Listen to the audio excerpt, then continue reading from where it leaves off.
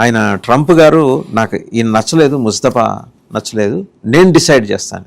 Sir ఆ సంస్థ వాళ్ళది, అదే పోనీ వాళ్ళు ఇరాన్కి సుప్రీం అనుకుంటారు, ఐఆర్జిఎస్ నుంచి ఎన్నుకొని మేము ప్రయారిటీ చేసుకొని ఎన్ని పెట్టుకున్నాం అంటారా, అది వాళ్ళ హెడేక్. నచ్చడం నచ్చకపోవడం. మీరు ఎలాగో యుద్ధం చేస్తున్నారు కదా, మీకు నచ్చకపోతే చంపేస్తామని ఇజ్రాయెల్ హెచ్చరించింది కదా. ఏంటి అసలు ట్రంప్ గారి బాధ ఏంటి?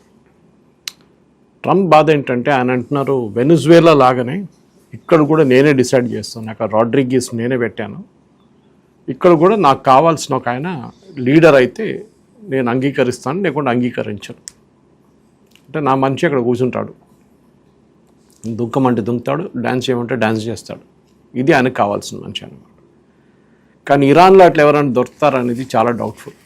ఎందుకంటే end of the day Iran ఒక ఈగో ఇష్యూ ఉంటుంది వాళ్ళకి. ఆల్మోస్ట్ 47 సంవత్సరాలు దాకా వాళ్ళ రిలీజియస్ లీడర్ తరఫున నడిపించారు. ఖొమేనీ తర్వాత ఖమెనీ. సడన్గా ఒక యుఎస్, అది కూడా death to America, death to Israel అని డైలీ చెప్తుంటారు. అట్లాంటి ఒక దేశంలో అమెరికా ఒక ప్రతినిధిని అక్కడ కూర్చోబెట్టడం అంటే ఇంపాసిబుల్. సో జరగదు. అంటే ఈ యుద్ధం నడుస్తూనే ఉంటుంది.